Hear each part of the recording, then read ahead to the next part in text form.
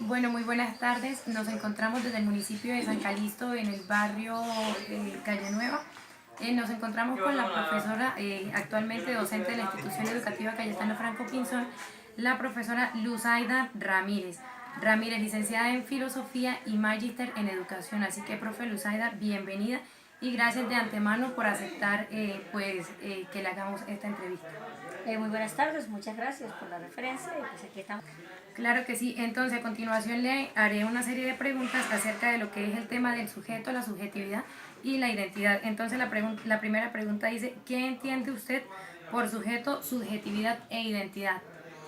Bueno, son tres términos que vemos desde la parte de esta persona en sí, es la esencia, es aquello que es el ente, el que puede hacer o tener las acciones precisas en un determinado contexto. Ya la subjetividad hace referencia a ese fundamento, a ese pensamiento, a esos conocimientos que tiene dicha persona y que los coloca en práctica para su bien personal y obviamente para lo colectivo. Y la identidad es aquellas características de suma importancia que identifican a la persona o al sujeto y que lo hacen diferente, obviamente, en todo un núcleo de la sociedad.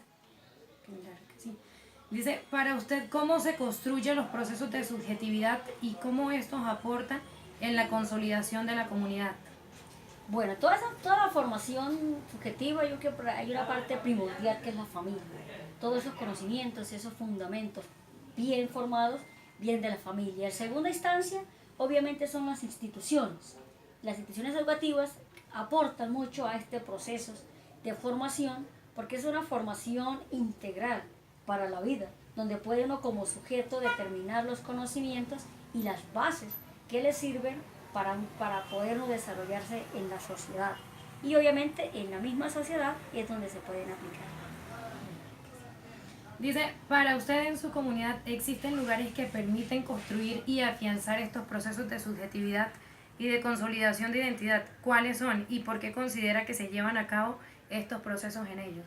Bueno, bases fundamentales está la familia, las instituciones, los mismos contextos, la parte cultural, obviamente, que identifica a un municipio y se pueden afianciar en ellos, obviamente, con cada uno de los procesos de formación. Cuando el sujeto puede ser libre, conocerse, darse a conocer, puede también conocer su propia identidad y dentro de ese contexto puede tener sus procesos más firmes para poder desarrollarse como persona.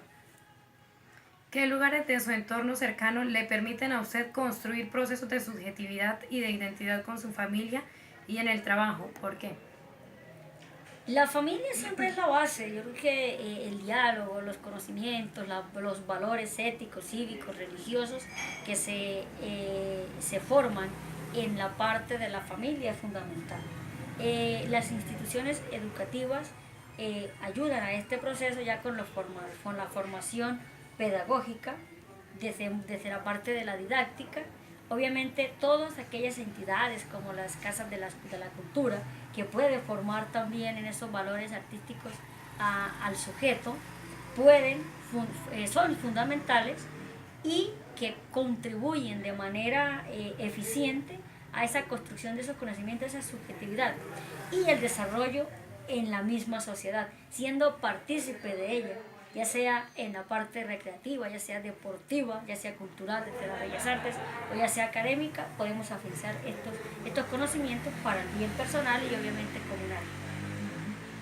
¿Por qué el territorio tiene incidencia en los procesos de afianzamiento de los procesos de construcción de sujetos, subjetividad e identidades?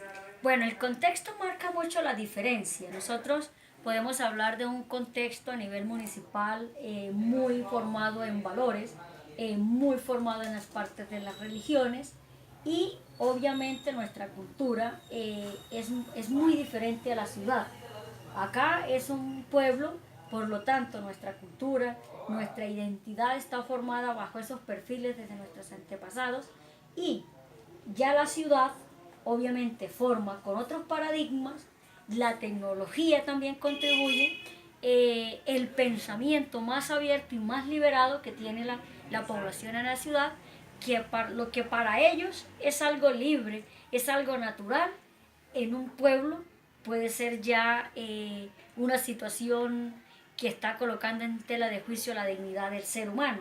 Entonces, eso es mucha la diferencia. Cuando un sujeto tiene una identidad marcada acá en un territorio, en un contexto como el nuestro, salir a la ciudad y enfrentarse a otras realidades es una confrontación en lo que ve y en lo que él ha venido practicando desde su formación de casa y de instituciones. Por eso no es lo mismo aquel joven de la ciudad o aquel sujeto de la ciudad, aquel sujeto que se cría en un pueblo al que se cría en una vereda, porque los contextos obviamente nos llevan a nosotros con paradigmas diferentes. Por decir algo, para la ciudad, los conflictos que vive en la zona del Catatumbo son aterradores. Para los que vivimos aquí es un conflicto muy difícil, pero para nosotros es una realidad que la hemos sabido llevar. Claro que sí. Para usted, ¿existe relación entre territorio, subjetividad y procesos de generación de identidad? ¿Por qué? Sí, todo se entrelaza porque el territorio le ayuda al sujeto, obviamente desde sus costumbres, desde su formación, a tener una identidad, a formarse como persona de bien y estar consolidándose a una orientación de acuerdo a esa formación de valores. ¿Cierto? Porque el pueblo le permite, o estos territorios permite formarse uno con mayor afianzamiento en los valores éticos. No quiero decir con esto que en la ciudad no se permitan, sino que lo que se vive allá pues es mucho más amplio y obviamente los distractores que hay permiten hacer otras cosas que nosotros en este territorio no lo podemos hacer porque no tenemos esa accesibilidad. Pero sí marcan de sobremanera, obviamente, la identidad del individuo, la identidad del sujeto. ¿Por qué razón?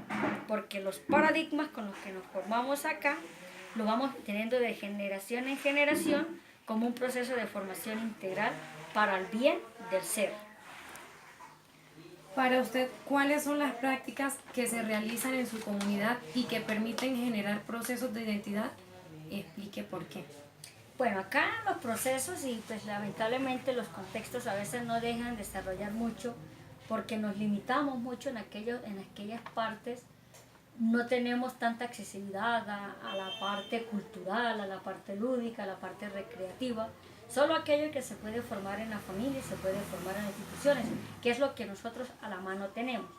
Pero esos espacios se deben aprovechar y se deben no solamente regionalizar, sino tener una visión de un horizonte que más allá de este contexto tenemos otros, pero sin perder esa estirpe familiar que es lo que a nosotros nos forma en valores y obviamente nos forma como persona de bien. ¿Cree usted que los procesos de construcción de sujeto, subjetividad e identidad son producto también de los medios masivos de comunicación y de consumo? ¿Por qué? Sin duda, los medios de comunicación es una parte que está llenando influenciando obviamente esa identidad. ¿Por qué razón? Porque la juventud hoy con los avances tecnológicos no toda la población vive con una realidad ficticia, por llamarla de esa forma. Nos copiamos identidades de aquellos famosos del momento y no desarrollamos la nuestra. Los medios de comunicación transgiversan la información, no le llegan al sujeto de la manera clara y concisa, sino que o se aumenta o se disminuye, pero no estamos ayudando a esa formación. Por el contrario, el mal uso de los medios tecnológicos y obviamente los medios de comunicación que también manipulan mucha información, hacen llevar a aquel sujeto a que su identidad se vea un poco opaca, porque quiero tomar la influencia de aquel ídolo del momento para apropiarla y dejo lo más bello, que es ser libre desde su personalidad, que es ser libre y actuar con mi propio yo. ¿Considera que los procesos de identidad están relacionados con el contexto social que nos rodea? Explique por qué. Sí, los contextos sociales a nosotros nos marca la diferencia. Eh, ¿Por qué razón? Te explicaba. Si asociamos en estos momentos a una Catatumbo, eh, encontramos realidades desde la familia. ¿Qué aplica en esos contextos? Por ejemplo, las divisiones de las familias, las separaciones de las familias. Encontramos que una juventud, eh, quizás con problemas de agresividad, quizás con problemas de rebeldía, con una identidad no definida, con un pensamiento no preciso para dónde quiero ir, qué quiero hacer con mi existencia.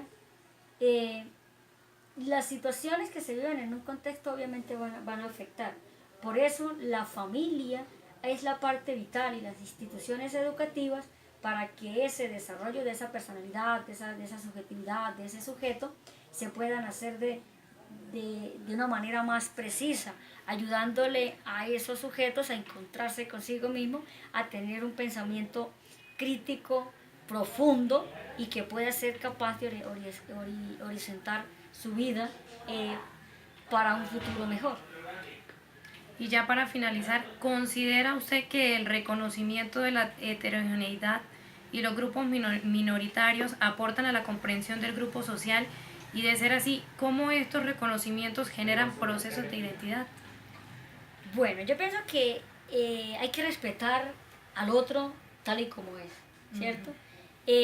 Cuando empezamos nosotros a mirar una multiculturalidad, que es lo que se vive en el país y en el mundo entero, y empezamos a respetar la identidad del otro, yo considero que allí ya estamos haciendo unos procesos de impacto social.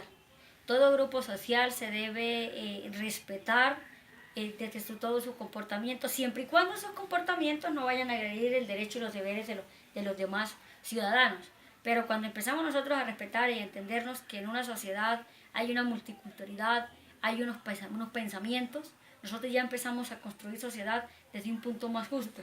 Cuando se respeta la igualdad, cuando se respeta la justicia social para esos grupos, también empezamos nosotros a entender y a llamar procesos de paz, porque si nosotros no respetamos al otro sujeto tal y como es, nunca podamos nosotros comprender que el otro es diferente a mí, que lo único que nos une en ese puede ser el hecho de una nacionalidad, pero que su pensamiento, sus ideologías son totalmente opuestas y que el hecho de ser diferente no tengo yo que rechazarlo, por el contrario, entre todos podemos formar un colectivo y formar una sociedad más justa, donde todos tengamos una convivencia y obviamente nazca ese respeto por los valores, nazca ese respeto por el otro, que es lo que en el fin es la esencia del ser humano, es capaz de vivir en un contexto valorándose a sí mismo y obviamente